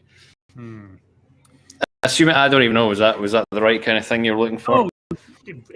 At this point, anything that we would call it internet fucketry, but just about any random topic that's or something that's come up in the news around your mind or otherwise that you want to talk about. Yes, and as Puddick in the chat says, the irony was that the music in that original ad for piracy or anti-piracy was that the music was copyrighted and they got sued. I know that. I didn't know. That's funny. Yeah, and I just want to point out, I don't know if Puddick knows that the word Puddick in Scots, at least from where I'm from, means frog. I don't know if he knows that. Oh, I thought it was just a version of like paddock, where you'd like keep animals or something. Yeah, no. Well, here anyway, Puddick is an old-fashioned word for a frog. Oh, okay. Well, hey, we're learning something new. Scots word of the day? Please don't. I'm sorry. Okay, no, I won't go there. Still a sore point. Won't go there. All right. Let's see. Silly women. I'll do mine real quick. I didn't do anything YouTube wise today because I was not at home for basically all day until I got home to set up the show. Tomorrow I will be doing a stream. I'm not quite sure on what yet. I have, and thanks to Massive Dynamics who sent me a link. So the other yesterday, it was yesterday, yes. There was an article that Satsu read that said that there was a website that the Bill Gates Foundation had donated some ridiculous amount of money to, supporting the idea that students in mathematics should not have to show their work in reaching their answers in mathematics because making students show their work was inherently racist. Now, yeah, well, I know, right? But I kept asking because the article didn't say, they never gave the name of the organization that was being supported in this way. And they never gave a link to the website, and they never gave even a cursory rationale, even if it's a ridiculous one, as to why showing your work is effectively a racial question. Massive Dynamics sent me a link to what I guess is that organization. If that, I'm going to check it out first a little bit. If that is so, I may do a stream tomorrow, just kind of going over their website and what they have to say on the subject, just for my own edification, if no one else's. So, but I'll be doing that tomorrow. If I do a stream tomorrow, it'll be relatively early, so say around 8 a.m. Pacific time, 11 a.m. Eastern time. So check it out. Keep an eye on my Twitter for that tomorrow. And, you know, our Twitter handles are in the description. As for, oh, sorry, go ahead. I heard somebody breathing like they're going to say something. Oh, no, I was just sitting up. Okay. As for fucketry, again, I don't really have much of anything because I wasn't here to pay attention to what was going on in the world. So that was about all I got. Satsu, what is your YouTube stuff and what is your internet fucketry? Well, I did a lot of back-end stuff. I actually went through and created all the thumbnails and assets and little video clips and stuff necessary for every single one of my HelloFresh videos today. Took me a couple hours to get that done, but I was just like, you know what? I'm going to do this in one sweep. It'll all be done. So when it's time to edit, I can just get that done. Tomorrow, I'm going to attempt to do the scripts for at least 4 of them. So that way that'll be done and I'll be set for the next maybe 2 to 3 weeks, depending on how I decide to roll these out. Because I'm trying to create a buffer so I can get all the other shit that I put on my plate done in a meaningful time frame also. A weird bit of YouTube fucketry is that last Honeypot video that I put up. For whatever reason, when I initially uploaded it, I had a thumbnail on there, but there wasn't a thumbnail. So I went and checked it yesterday, and I'm like, what the fuck, dude? I put a thumbnail on here. So I went in, I uploaded, I saved the thumbnail, and then I left. And then today I come back, and I'm like, what the fuck, dude? Why do they keep removing my fucking thumbnail? Yeah, I've seen a lot of people. I think Monkey and Sinatra also were talking about like missing thumbnails or the inability to post thumbnails in the last couple of days. I think it might be some kind of YouTube bug going around, maybe. Yeah, that's I like got kind of pissed off. Like, what the fuck is going? And it was the only video they did. I've been uploading a lot of videos lately, but it was just, and I'm like, is it because it's Honeypot? Like, is that the thing? But yeah, I was proud of that fucking thumbnail. Like, I made a pretty good. I actually worked on it instead of just like grabbed some fucking screenshot and did some weird stuff to it. But it seems to be sticking now, though. So that's nice. Good. We played some Valheim yesterday, and we went to the swamp to experience that for the first time. And oh my god, that place is fucking dangerous. And apparently, the plains, which is just you're like, oh, the plains, that sounds tranquil. No, it's not. It's fucking terrifying. And it has creatures there that will kill you in one shot. They got fucking human-sized mosquitoes called death skeetos that'll kill you like 2 fucking pokes. Oh. It's horrifying. So it was Florida. Yeah, basically. I'm like, fucking death skeeto? Really? That sounds a little bit on the nose, doesn't it? They should have come up with something a bit more like in universe something. I mean, you get stung by one, you'll be like, yeah, that's appropriate. Yeah, it's kind of crazy out there. Because like you kind of go through the eras. It's like we're in the Stone Age, and then the Copper Age, the Iron Age. You like just kind of move up from there, and you get better tools and stuff, and it'll kind of progress you to the next areas. But geez, man, I did not expect such a hike in difficulty from one to the next. But yeah, we were getting our butts kicked, and I got to give it to Froggy. Froggy is a fucking savage. She plays a lot of games with, like, she played Human Fall Flat and a couple other games with us or whatever. But when it comes to games like this, if there is an enemy to be killed, she is up in their shit before everybody else. Like the most under-equipped person, she's got like a wooden club going ham against like 5 goblins at once. And I'm like, what the fuck? So yeah, that was funny yesterday watching her scream her battle cry and run into a group of people, and it's just like, yeah, she's dead now. And I'm like, oh fuck. Leroy Jenkins. Dude, no fucks whatsoever. Just like she has no regard for life, just straight in the mix. So we'll be playing that again tonight, because that was a pretty good time. We're getting into it now, and things are starting to get significantly more difficult, so it's getting interesting. So twitch.tv/2 cents plus. If you want to come and check us out, we'll be over there doing that. Otherwise, just trying to make it here on this website that doesn't give a fuck about us. Mm-hmm. Doing my best. All right. Well, Tail, are you still conscious? Yes. Are you conscious enough to do a Mad Lib? Oh my goodness! I was actually going to say I'm going to go and get myself a little drink of water. Well, then do that. I'll do that. The chat can fill in the words for me if we're going to do more than one anyway. No, I'll wait for you to get back. We'll just do a quick one. Okay. And Tailed is off to get some water. Let's see. Did I have anything else to mention elsewise? I'll mention this. So I was on the way home from my parents with my sister today, and I was telling her about the show tonight and everything else, and the themes and the thumbnails and stuff. And we were talking about something completely random, and she says, "Did you ever do the Garbage Pail Kids?" And I'm like, "What? Did you ever do a theme for the show that was Garbage Pail Kids?" I was like, "Oh my god, that's a great idea." Fucking Garbage Pail Kids. And the very first thing I thought of when she said that was, now I have to find the right font.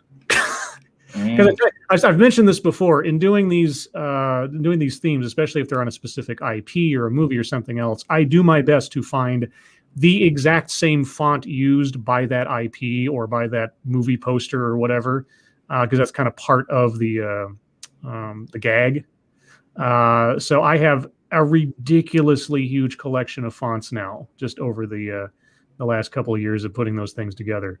And so now I'm a bit of a font nerd. It's like that's my first sort of investigative step in these whole things, is to find the correct font and the correct elements to make the thumbnails at least seem a little bit more legitimate than just some really bad Photoshop, which is usually the main element. But yeah, so I was like, ooh, what kind of Garbage Pail Kid names could I come up for, like me and Satsu and Monkey and maybe a couple other people, and put them onto Garbage Pail Kid cards. I'll have to think about that one. But the other problem is going to be finding the template for the card, and then I'll have to make one for each person. Yeah, it'll be a project. But did you happen to see that video that I tagged you guys in on Twitter? Where it's like my friends, my online friends or whatever. Oh yeah. Would you guys be there for me if I was having a bad day? And everybody's just like, "Go fucking kill yourself." just like, yeah, that's my circle. That's funny. Yeah. The last one killed me though. He was like, "I can't wait to go to that funeral, knowing that I could have stopped whatever happened." I was just like, bro, what the hell? That was hilarious though. But see, that's the thing. People who don't understand how guys work would look at that and say, "Oh my god, how toxic." Except that's male bonding if they don't, get that. Yeah, because I mean, obviously they're fucking around, but it's just yeah. See, the thing is, listening to that, it's both hilarious, but I know this is sort of counterintuitive to some people. It's also heartwarming because every one of those comments was a reflection of the fact that they do care. Yeah. Yeah, which is great. Which is great because I mean, how do you lift somebody out of something that they are in a bad place without humor? So that whole thing was wonderful. Yeah, it's just he's like, I hope whatever happens scars you for life. Yeah, exactly. Holy shit, man. Oh boy. All right, let me find a Mad Lib here, and this is perfect for Tailed. This is perfect for Tailed. So when Tail gets back here, this will be perfect for him. So I'll start off a little bit just to have people prep. Chat, this is what I will need from you in the course of this. So I need 3 different things, but these 3 different things will effectively fill up 4 spaces on the Mad Lib. So chat, I need from you a plural noun, a profession, and a type of building. If you needed variety in your selections, I don't think you asked for more. A plural noun, a profession, and a type of building. Please, in your chat messages, do 1 for each of your suggestions and tag each one with what it is that you're suggesting for plural noun, profession, or type of building. And that'll help me put this together. So we'll start off a little bit early. I don't know how long it takes Tail to get I think Tail has to go out to a well and like put a bucket down into the earth and then drag it all the way back up. I don't know how it works in Scotland. So maybe that's what you're right on. You're right on. But Satsu, I need an adjective. So you've got a minute to think about it because we got to wait for Tail, but I need an adjective.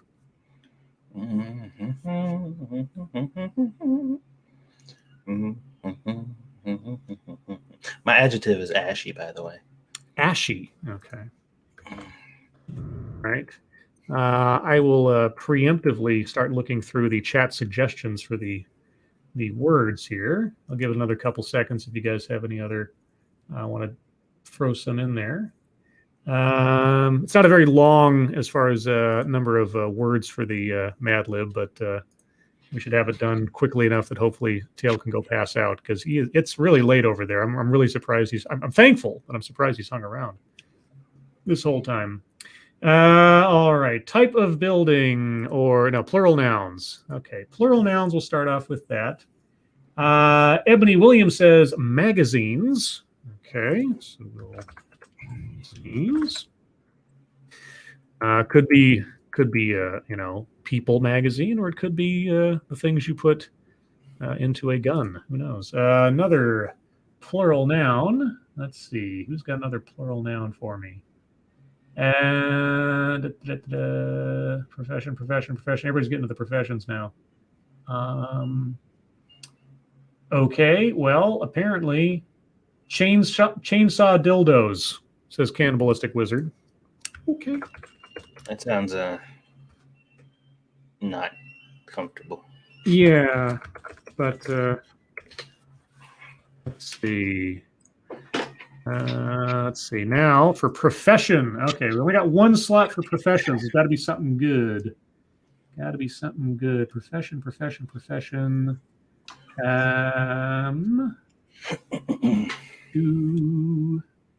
Who's got a good profession here? Advocatus Diaboli, coroner. Okay. Coroner. All right. And then lastly, a type of building.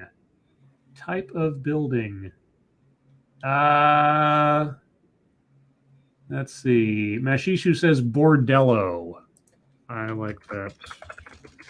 And if you're Weibo Jones, it's portobello, because Weibo Jones thought when I used the word bordello at one point that I was talking about a mushroom. Oh yeah, I remember that. Yeah, so I cooked together Weibo Jones's portobello, which is a cat house on the moon in the shape of a giant mushroom. Appropriate. Yes. Tail, do you return? Sorry, I knocked a glass over on the floor. Oh no, did it break? Yes, it Oh did. no, I'm sorry. Congratulations, you're a cat now. I was telling everybody you had to go outside to go to the well to get your water. That's what Well, I was actually going to make that quip. I was. So I was actually going to say I had to travel to the burn and. So where are we at? So I've taken suggestions from the audience for the last 4 word selections. I also picked this specifically on your honor. You'll find out why momentarily. But what I need from you right now is an amount of time. Oh, okay. Let's have 72 years. 72 years. Satsu, I need a female celebrity.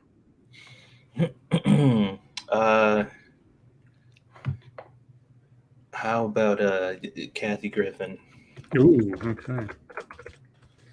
And then tailed, I need the last name of a celebrity. Pick any celebrity and the last name thereof. Let's see. Ramsey. Oh, okay. Gordon. Let's see. Satsu. Okay, now it's the next several are just nouns. So get your nouns ready. Satsu, I need a noun. Brothel. Okay, so in one I have a bordello in one thing, and now I have a brothel. Okay. Tailed, I need a noun. Glass. There you go. Satsu, I need a noun. Sledgehammer. Ooh. Tailed, I need a noun. Scabbard. Ooh. And lastly, Satsu, I need a part of the body, if I had to guess, but I'll let you say it. The weenus, of course. The weenus. Tail, do you know what the weenus is? Yeah, I should know what that is. I have heard it before. Let me see. It'll come to me. As you look it up on Google. Yes. It's to do with the elbow, isn't it? Yeah, it's the little piece of skin on the elbow, yeah. All right, well, guys, here we go. And like I said, I picked this specifically for its title as relates to Tailed because this is called My Music Lesson. Every Wednesday when I get home from school, I have a piano lesson. My teacher is a very strict brothel. Her name is Kathy Griffin. Sounds about right. Horrifying. Our piano is a Steinway concert glass, and it has 88 magazines. It also has a soft pedal and an ashy pedal. Ashy pedal. When I have a lesson, I sit down on the piano sledgehammer and play for 72 years. Oh my gosh. That's a practice session and a half. I'll tell you what. I do scales to exercise my chainsaw dildos, and then I usually play a minuet by Johann Sebastian Ramsey. Teacher says I am a natural scabbard and have a good natural weenus. What compliments. Perhaps when I get better, I will become a concert coroner and give a recital at Carnegie Bordello. The end. Those are some lofty goals. Yes. But there you go, guys. Thank you so much for your contributions to the tonight's Mad Lib. I will set that aside and post that to Twitter eventually. Maybe tonight, maybe tomorrow, but look out for it. But now that we're at the bottom of the hour, let's go to your questions, comments, concerns, complaints, conspiracy theories, because it's question time. And especially if you have any questions for Tailed, put them in the chat now. If you have questions for us directly, please put plenty of chat marks after those. If you have statements for us to consider, please put plenty of statement marks after those. If you have no idea what I'm talking about, ask your local chat partner, and they will happily inform you. You got anything coming up tomorrow, Tailed? I was meant to be working a very short shift tomorrow morning, but it got cancelled for me anyway. That's why I'm up so late. I was about to say, before you finished that thought, I was like, go the fuck to bed, dude. Okay. Yeah. I'd also just like to point out that I know that obviously it was a Mad Lib and it wasn't really meant to make all that much sense, but Johann Sebastian Bach didn't play minuets per se. They were part of a suite. Tailed, are you fact checking the Mad Lib website? No, I studied music. No, I think you just did a fact check. Okay, everyone. Tailed is the music industry's CNN. Well, he didn't say, well, technically correct. Well, so. That's true. You're right. He didn't say, well, technically correct. He's just like, just so you know, he didn't. Yeah, okay. Let's see. Ebony Williams, what is the title in reference to? The title of the stream? Well, that is part of a line from the Lord of the Rings trilogy. I think it was the first film. Boil and mash him, stick him in a stew. Boil and mash him, stick him in a stew. When Samwise Gamgee's talking about taters, and Gollum has absolutely no idea. He's like, "What's taters, princess?" Like, taters, potatoes. Yeah, so that's what that's from. An early internet meme, as well. Yes, and a little rap song that went along with it too. Potatoes. Yes, boil them, mash them, stick them in the stew. Boil them, mash them, stick them in the stew. Yeah, and then of course they're taking the hobbits to Isengard. They're taking the hobbits to Isengard. God. Yeah, that whole thing is just. And then they got Orlando Bloom to actually sing that song on the set. Did you see that video? I haven't. No. Oh no! So they had the little song mashup playing on like a tablet at the time, and Orlando Bloom is looking at this and he's holding it up and he starts singing along with his part in it. They're taking the hobbits to Isengard. It was great. That was wonderful. Let's see. Nick Ziskowski, if I'm saying that correctly. Have you seen Raka of the Six Braves, Satsu? Raka of the Six Braves. No, I've never even heard of that. Okay. Froggy says, I'm excited to kill more tree huggers with my new sword. I'm assuming that's a Valheim reference and not a threat of real-world violence. If it is, it's in Minecraft. Oh, okay. Mashisu, Satsu, have you seen Markiplier's videos of him playing Honey Pop 2? They're a perfect guide of what not to do. No, just because there's certain games I like watching Markiplier play, and those are usually horror games. Some other games, I'm just like, he's just going to idiot his way through this for a really long time, and then I'm going to just be annoyed by it. So, no. I'm having a lot of fun playing myself. Also, I don't want to slip up and see any of the interactions until I get them. Right. It's just because it's really, they have so many different combinations because it's all double dates and stuff now where, you get to see okay, well, what kind of interaction is this person going to have with that one? So it's nice to see them when they happen instead of, catching them when somebody else does it. BG says, Tailed Feature, after seeing U.S. politics lately, how much does it make you grateful for your country's politics? Ha! Yeah. Well, you guys still don't get arrested for words, so... Yeah. No, I'm not grateful for the politics over here whatsoever. Red Dirt Runner. Lord Powers, you have the ability to master any skill in seconds, but you can only have 2 mastered at any time and can only master the same skill 6 times. Okay, so my mastery of a skill is temporary. Well, temporary, so long as you don't swap to another one. I see. Okay. Mastery of any skill in seconds, but I guess that would be very useful. I don't see a downside to that, unless one of the skills I picked was I don't know what it would be. If I was cognizant of those limits, then I suppose I'd have to always. Well, here's the thing: if you find the one skill that's always going to be useful, you just never swap that one out. What if you mastered the skill of mastering skills? Yeah, that's a wishing for more wishes. I don't think that's part of the Yes, you mastered the skill of learning very quickly. Okay, well, to continue on that, what 2 skills would you master first then, Satsu? probably realistically speaking, and not going all supernatural, probably like maximum focus and concentration. And then the second one would probably be like like something endurance or stamina based, where it's just like I can work for an infinite amount of time. See, I thought you would have said something like video editing and cooking. I mean, well, you know what? I kind of don't want to I would never want to actually just flip a switch to master cooking, because part of the fun of cooking is learning it. And once you've mastered it, and this is actually an issue with a lot of really high level chefs. Once you've hit the top, it's like, well, here I am. There's nothing for me to know.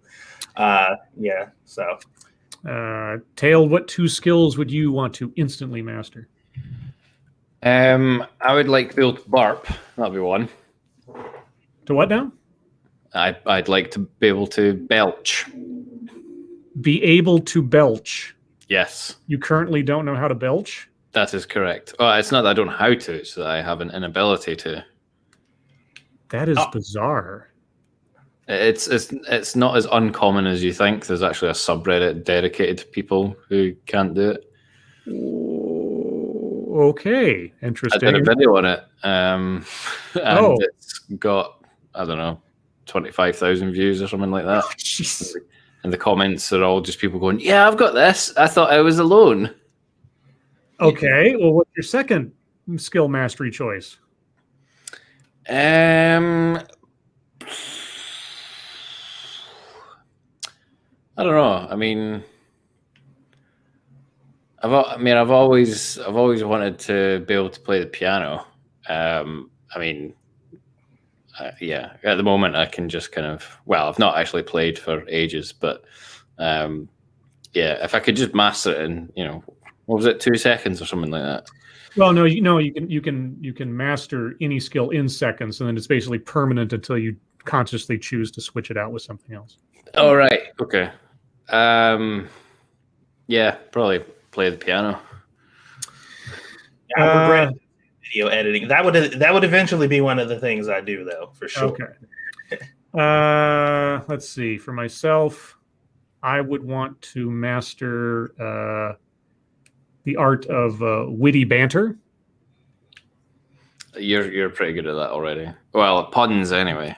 Well, okay. And then secondly, I'd like to master the art of self-confidence. See, that was a good follow-up to your comment. Was that me sort of like proving the lie of the necessity of the first by saying? Yeah. I think there's a bigger joke in there that I just screwed up. SEO and video editing. Oh, there you go. Red Dirt Runner Satsu, have you seen The Sacred Beast? It looks like it takes some inspiration from the Civil War. The Sacred Beast. Sacred Beast. I'm assuming it's anime. Doesn't sound familiar to me. Okay. Mashisu, Lawton, don't you find it odd that tailed feature is missing from the new Mortal Kombat movie? I do. Yeah, I just come in and go, all right, guys, go and just stop fighting. That's no. If you were a Mortal Kombat character, Tail, what would be your signature killing move? Death by cabercock. You just kind of like you just kind of reach under your kilt, and all of a sudden this giant wooden pole comes out and it squishes him. Well, either that, or I could do the headbutt to the chest. Fucking boo. There you go. That's an old reference now. If anyone in the chat gets that, well done to you. Now, see, I'm actually kind of surprised there isn't a Scotsman type character in Mortal Kombat, because they've covered so many other cultures and genres and everything. So I think they need to add somebody like. I think you'd be a good candidate because you've got your avatar already looks like you're either a superhero or a luchador. So I think it makes sense.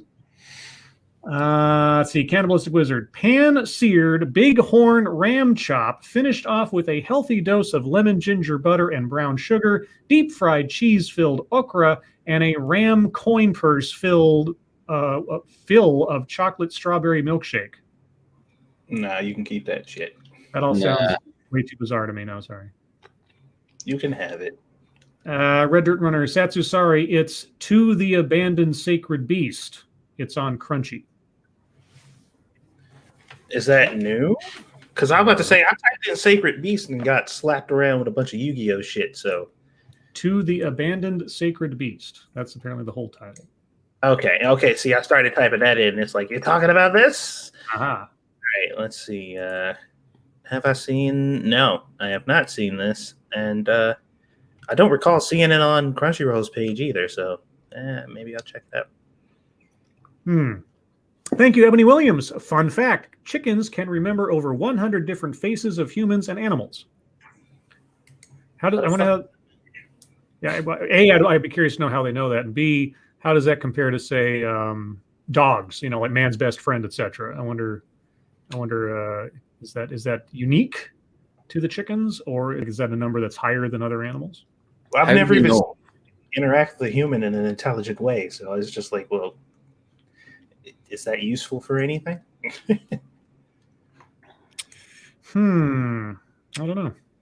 I mean, unless they're going to start having like chickens at the, they start training chickens to recognize people that aren't supposed to be in the country, like terrorists or something. And they have them sitting at checkpoints. It's like they got the pictures in front of them, and just like peck on the one that you see. Peck, peck. Oh my god! I'm trying to think of a reasonable use of a chicken that can do that. Oh jeez. Let's see. I've so far as I can tell, I've answered all the questions we've been posed. So, guys, we got 15 minutes left. Unless you want us to start doing something more random, I don't know what else to do now. I'm lost without you. Need your questions.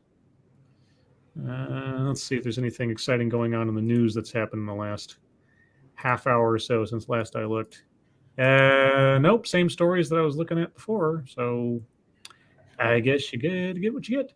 Well, hold on. Yes? Was it today? I think so. Uh-huh.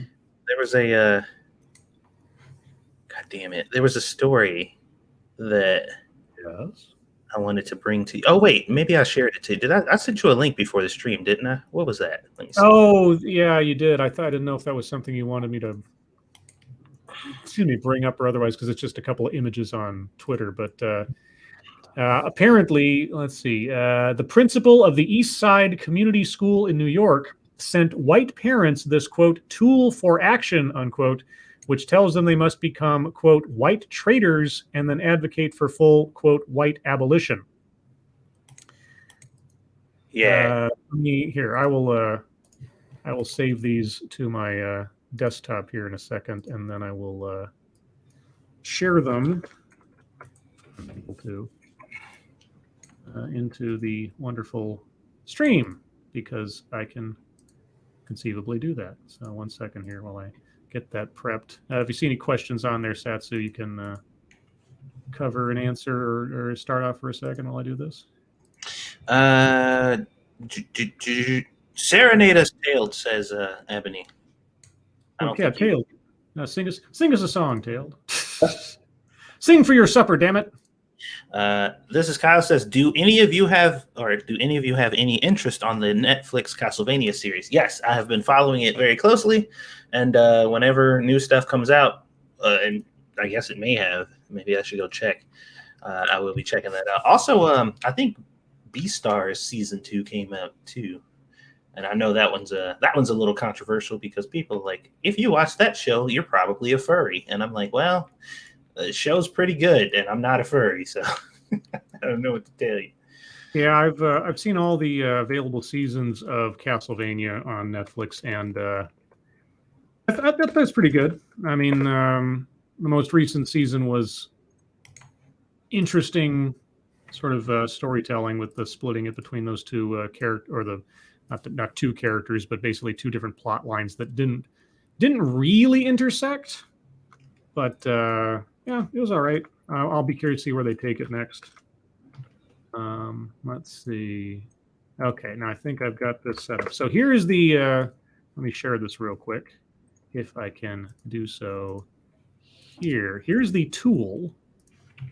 The 8 white identities on a spectrum. You have at the extreme white supremacist, white voyeurism, I don't even know what that is, white privilege, white benefit, white confessional, white critical, white traitor, and white abolition. Quote, there is a regime of whiteness and there are action-oriented white identities. People who identify with whiteness are one of these. It's about time we build an ethnography of whiteness since white people have been the ones writing about and governing others, unquote. I guess this is by the author of this, Barner Hess. And again, guys, this is just something that's been floating out there the last couple of days. I cannot verify whether this is something that was really sent out by a school district, but all the same, it is. If it's not, it is certainly a Poe, because God knows I've heard a lot of this stuff in regular rhetoric from people. Mm-hmm. And then the next part is a more deep description of each identity. A white supremacist, clearly marked white society that preserves names and values white superiority. White voyeurism, wouldn't challenge a white supremacist, desires non-whiteness because it's interesting, pleasurable, seeks to control the consumption and appropriation of non-whiteness, fascination with culture, example, consuming black culture without the burden of blackness. Consuming black culture without literally listening to anything or engaging in anything from any other culture while being white puts you in white voyeurism category. Yes. That is fucking fascinating. White privilege may critique supremacy, but a deep investment in questions of fairness/equality under the normalization of whiteness and the white rule, sworn goal of diversity. Okay, white benefit, sympathetic to a set of issues, but only privately, won't speak/act in solidarity publicly because benefiting through whiteness in public. Some POC are in this category as well. Wait, some people of color are in white benefit territory. Mm-hmm. Okay. White confessional, some exposure of whiteness takes place, but as a way of being accountable to POC after. Seek validation from POC. White critical, take on board critiques of whiteness and invest in exposing/marking the white regime, refuses to be complicit with the regime, whiteness speaking back to whiteness. White traitor, actively refuses complicity, names what's going on, intention is to subvert white authority and tell the truth at whatever cost, need them to dismantle institutions. And lastly, white abolitionist, changing institutions, dismantling whiteness, and not allowing whiteness to reassert itself. Problem being, you're still white. Problem being, that still won't be enough for them. No. So here's the thing. I read this, and I immediately thought the people at the forefronts of white supremacy, racism, segregation, Jim Crow, all that stuff back then. If any one of them were to come alive and see this, they'd be like, "Holy fuck! What were we doing? Are you fucking? This is way better." Like, holy crap! Like, y'all are outdoing us. Like there's no way. They'd be like, "Holy fuck, dude! This is unbelievably impressive." Real quick, thank you, Ebony Williams again. Fun fact, cows can sleep standing up, but can only dream lying down.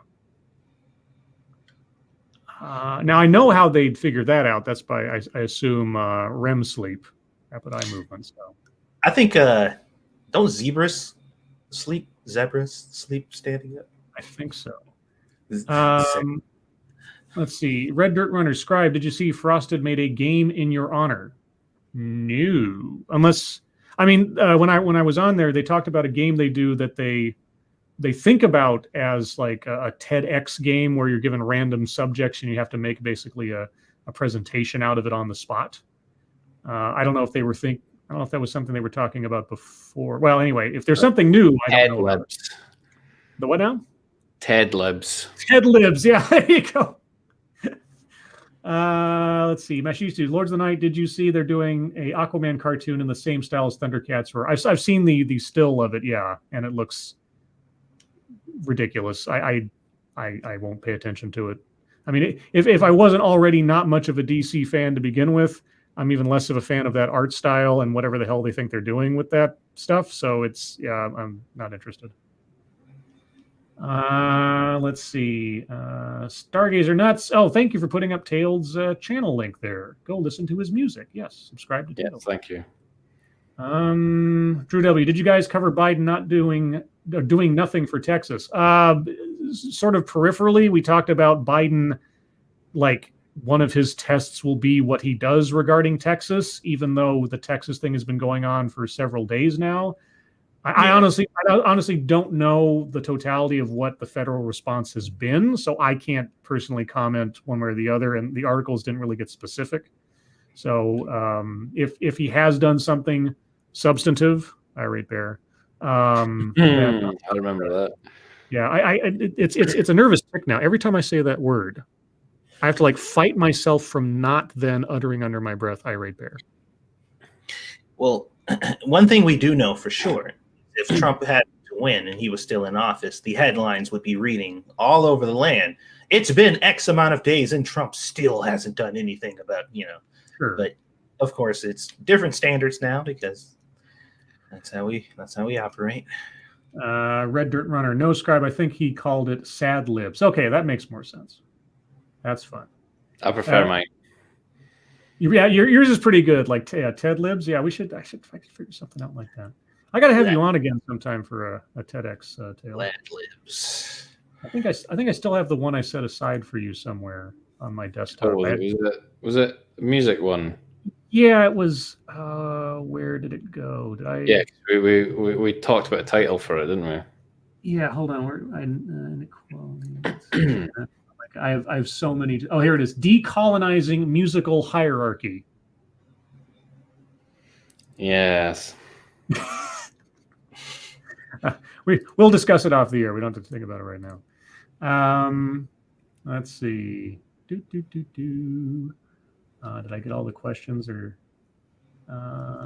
Cannibalistic Wizard? Did you know a chicken is the best pet, seeing as if they piss you off, bam, dinner? Now, technically, you could do that with any pet. Technically. Well, technically true. Somebody had Red Dirt says, Satsu, what is your thoughts on the people wanting anime to change and get rid of some of the fan service? They can fuck off. And fortunately, that is a Japan stance on it too. Because a lot of there's quite a few artists that have chimed in, quite a few people who create manga and anime, and they're just like, fuck off. We're gonna make whatever the fuck we want, because it's almost exclusively Western. That push. There's not much push over in Japan to actually stop anime from being anime, because they're like, no, like this is what we want. So it's mainly a Western thing. And if a bunch of Westerners want to create their own, clean PC versions of their own anime, then by all means, I have no problem with that at all. Make as much as you want, and nobody will buy it, and it'll all die, and that'll be that. But leave our shit alone. Leave it alone. That's been a running theme I've seen. Like I remember there was a game, like I think it was like a volleyball game or some kind of anime game. Oh yeah, like somebody like an American distributor was trying to censor or tone down something, and they were like, well, we're just not going to distribute our games in America anymore then. Yeah, they're just like, fuck you guys, then you won't get it, like, period. Check your logic. AOC called out Cuomo. Yes, only now is she suddenly being critical of Cuomo in a very direct way regarding the nursing home situation, which again, I'm all in support of. It just would have been nice if, two shits had been given, 9 months ago, but oh well. Let's see, USP 211816. If you haven't seen them, check out Has Been Hotel, Hell of a Boss, and Long Gone Gulch. Has Been Hotel, I watched the pilot episode or whatever, which was really interesting. Has Been Hotel is really good, but Hell of a Boss is my shit, dude. Like I will do and support whatever group is fighting to help her make this a whole show, because Hell of a Boss is one of the most entertaining things I've watched in a while. Like on a basic cartoon level that was made for adults, it's so fucking good, man. I love that shit. Let's see. And we're almost at the we're almost at the top of the hour. So I'm just gonna call it here because at least one of us needs to go collapse. Everyone, thank you so much for joining us tonight. Appreciate all of you coming out. You guys are the best audience in the world. Satsu, are you doing anything after this? Yes, we'll be playing some Valheim over on Twitch. Okay. As for myself, I'll probably be doing a stream of some kind tomorrow morning at around 8 a.m. Pacific, 11 a.m. Eastern time. So keep an eye out for me on that as I do my random Sunday stream. Tailed, do you have anything upcoming that people should look out for? Just my stream on Wednesday, my regular stream on Wednesday evening, which starts at 10 p.m. UK time. Okay, and that's regional variations. Yes. You also talk about the wonderful goings on in the wonderful world of UK, British Isles, and so on. But as for us, guys, we are off tomorrow per usual, but we'll be back again for another episode of Lords of the Night on Satsu's channel on Monday at 6 p.m. Pacific, 9 p.m. Eastern, where we'll once again talk about the news of the day, news stories you submit, what we've been up to on the internet, and then your questions and comments. Everyone, again, thank you for joining us. Moderators, thank you for keeping an eye on things. Even though everyone is so well behaved, you have very little to do. And those of you that donated, thank you so much for your generosity. We really do appreciate it. Satsu, thank you for joining me as always. Tailed, thank you for fighting unconsciousness to hang out with us for a little bit, and I hope you get good sleep tonight, even though it means you're not working tomorrow, which does suck. Thank you for letting me on. Sure, and thanks for contributing to the Mad Lib. It was wonderful. No problem. Everyone, hope you have a good rest of your weekend. Hope you all stay safe and well and warm. And beyond that, your lives make us sad, and we'll see you on Monday. Thank you. Fuck out of here. And per usual, take out my copy of Screw the Roses, Send Me the Thorns, the romance and sexual sorcery of sadomasochism. Sadomasochism. And today's secret word is impolite. IMPOLITE. Impolite. I won't even make you use it.